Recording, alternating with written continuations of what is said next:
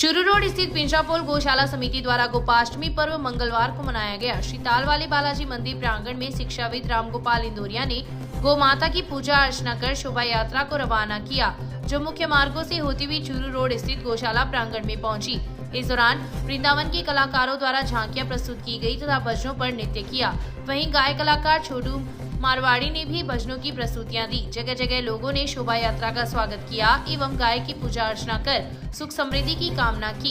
इस अवसर पर गौशाला समिति के अध्यक्ष धनराज चौधरी, मंत्री अंजनी चोटिया, लॉयंस क्लब के अध्यक्ष जय कुमार शर्मा, प्रदीप धड़, मोहम्मद अनवर कुरैशी, अनीता महेशी, रामतार बुबना, रामतार कंदोई, एडवोकेट निर्मल बुढ़ाडरा, अनिल चोटिया, मनोज जोशी, महेश सिमार, गजेंद्र धड़, मनोज चौमाल, विजय धादेश, कमल शर्मा, श्याम पारिक, विजय दायमा, मंगतूराम चौधरी, सत्यनारायण सेवदा, विष्णु लुहानीवाल, भीवराज प्रजापत, सुशील इंदौरिया, मनोज हारित, रामकिशन माटोलिया, महेंद्र इंदौरिया, राधेश्याम पांडुसरिया, श्याम सुंदर धड़, बालकिशन धड़, सुरेश सेवदा, रघुनंदन धड़, पवन पचलंगिया सहित कई लोग उपस्थित थे। शाम के समय गौशाला में मेले का आयोजन भी हुआ। वहीं घरों में भी महिलाओं ने गौ माता की पूजा अर्चना कर उन्हें हरा चारा व गुड़ खिलाया।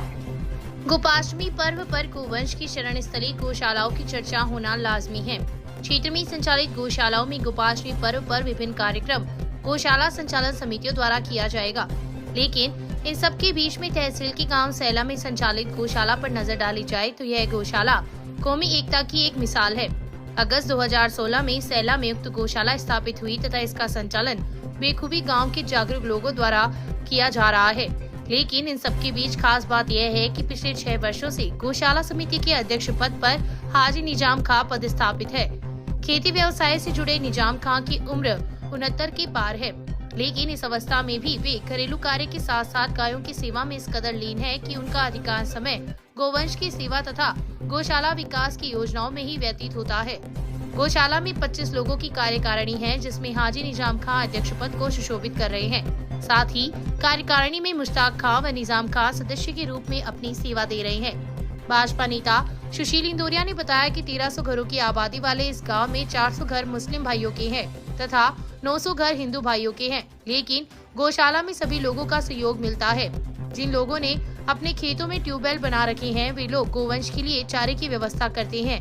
हिंदू मुस्लिम दोनों समुदाय के लोग द्वारा गौशाला में गोवंश की सेवा का कार्य अनवरत जारी है, जो अपने आप में एक मिसाल है। गौशाला कार्यकारिणी में गोवर्धन लाल लोहिया व गिरधारी लाल इंदौरिया संरक्षक है। वहीं करणी सिंह राठौर सचिव व गिरधारी लाल शर्मा कोषाध्यक्ष पद का दायित्व निभा रहे हैं।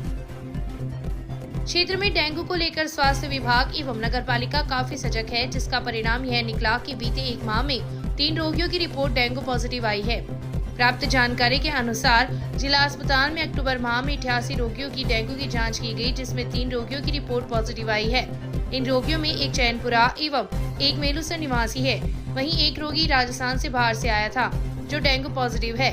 शहरी क्षेत्र में अभी तक एक भी रोगी पॉजिटिव नहीं है। बीसीएमओ डॉक्टर मनीष तिवारी ने बताया कि डेंगू को लेकर विभाग काफी मुस्तैद है तथा वर्तमान में स्थिति संतोषजनक बनी हुई है। विभाग द्वारा समय समय पर विभिन्न प्रकार की एक्टिविटी आयोजित कर मच्छरों का प्रकोप फैलने से रोकने का प्रयास किया जा रहा है।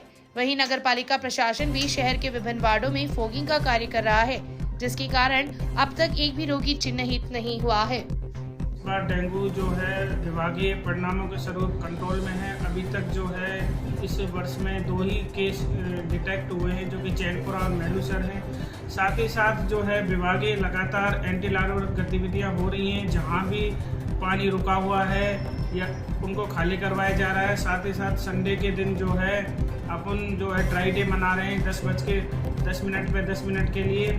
इसके अलावा जो टेमी फोर्स और नगर पालिका द्वारा भी जो है समय समय पर इस बार जो है फॉगिंग कराई जा रही है।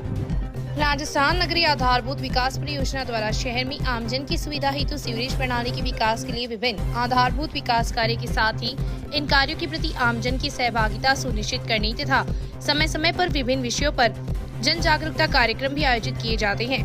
इसी क्रम में शहर के वार्ड संख्या 20 में स्थित संत श्री एसजी मेमोरियल शिक्षण संस्थान माध्यमिक स्कूल में मंगलवार को जागरूकता कार्यक्रम आयोजन किया गया।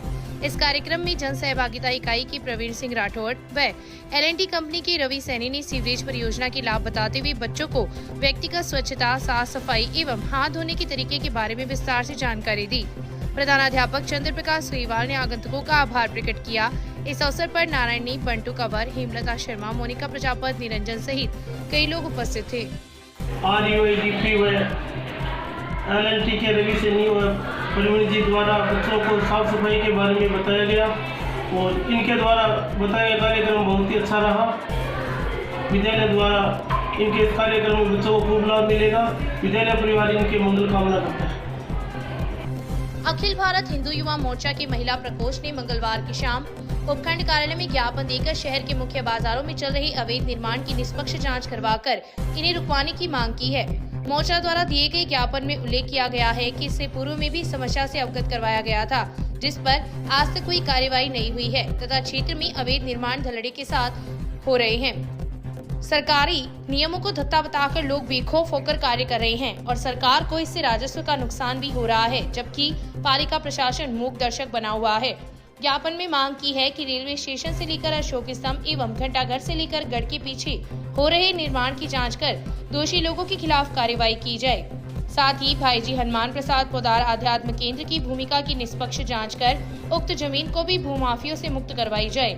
ज्ञापन की प्रतिलिपि मुख्यमंत्री, जनरल मैनेजर रेलवे, मंडल रेल प्रबंधक, जिला कलेक्टर एवं ईओ नगरपालिका को भी प्रेषित की गई है। इस मौके पर विनोद प्रजापति, सरिता परिहार, नंदकिशोर कंदोई, महेंद्र, सलमा, मगन कंवर, समीरा, आबिदा, रुक्मणी सोनी, भगवती प्रसाद सोनी सहित कई लोग उपस्थित थे। आज अखिल भारत हिंदू युवा मोर्चा के नेतृत्व में हमने माननीय SDM साहब को ज्ञापन दिया है। ज्ञापन इस विषय में दिया है कि रतनगढ़ के अंदर मुख्य बाजारों में अवैध निर्माण हो रहा है, जिसको लेकर हमने एक ज्ञापन पिछली 19 तारीख को दिया था, लेकिन उस पर अभी तक कोई कार्रवाई नहीं की गई है।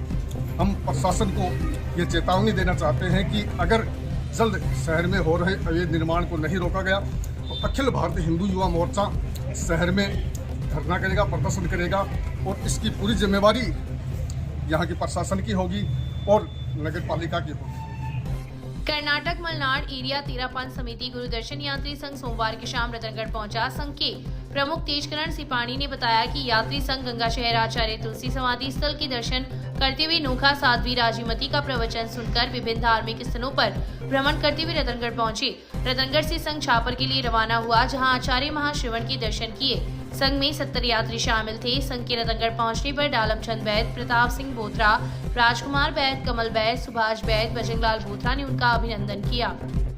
गर्भस्थ शिशु संरक्षण समिति के राष्ट्रीय महामंत्री सुंदर मंत्री, प्रदेश अध्यक्ष बाबूलाल शर्मा व उपाध्यक्ष करणदान मंत्री, राष्ट्रीय महिला अध्यक्ष सरिता रुटवाटिया की अनुशंसा पर जिला अध्यक्ष महेंद्र छीपी ने बिशनलाल शर्मा को रतनगढ़ इकाई का अध्यक्ष मनोनीत किया है। समिति के पदाधिकारियों ने डीडवाना के अग्रसेन भवन में हुई बैठक में शर्मा को उक्त नियुक्ति प्रदान करते हुए उनका सम्मान किया। इसके अलावा अन्य स्थानों पर भी इकाई अध्यक्ष एवं महिला प्रभारियों की नियुक्ति की गई है। रतनगढ़ के वार्ड संख्या 27 में मंगलवार की शाम बंद किराने की दुकान के बिजली मीटर में शॉर्ट सर्किट होने से आग लग गई। दुकान से धुआं उठता देखकर मोहल्ले के लोगों में अफरा तफरी मच गई। आनंद फानन में दुकानदार ने अपनी दुकान को खोलकर आग बुझाने का प्रयास किया। इस दौरान दुकान मालिक सहित 2 लोग करंट की चपेट में आ गए, जिन्हें जिला अस्पताल में भर्ती करवाया गया, जहां पर उनका उपचार चल रहा है।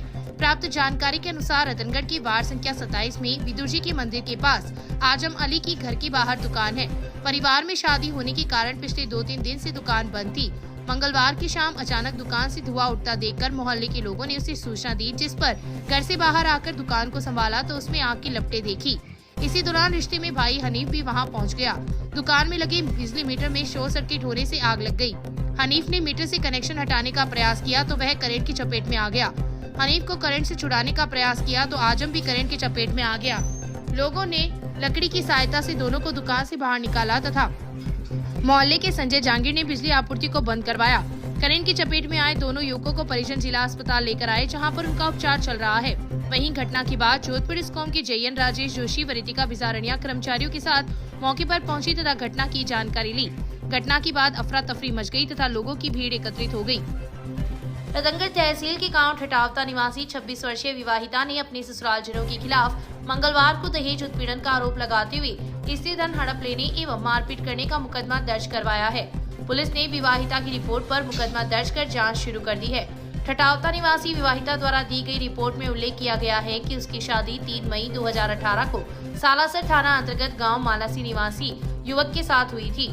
शादी के बाद से पति, सास, ससुर व ननद उसकी दहेज के लिए परेशान करने लगे। गणगौर कार्यक्रम के लिए ससुरालजन ने कहे अनुसार उसने पीहर पक्ष से 62,000 रुपए मंगवाकर भी दे दिए, लेकिन उसके बावजूद भी उक्त लोग संतुष्ट नहीं हुए तथा 5 लाख रुपए व गाड़ी की मांग करने लगे। पति, ससुर, सास एवं नंदों ने उसके साथ मारपीट की और स्थित धन हड़प लिया तथा 14 जुलाई को उसे घर से बाहर निकाल दिया। पुलिस ने मुकदमा दर्ज कर जांच सब इंस्पेक्टर माणक लाल टूडी को सुपुर्द की है।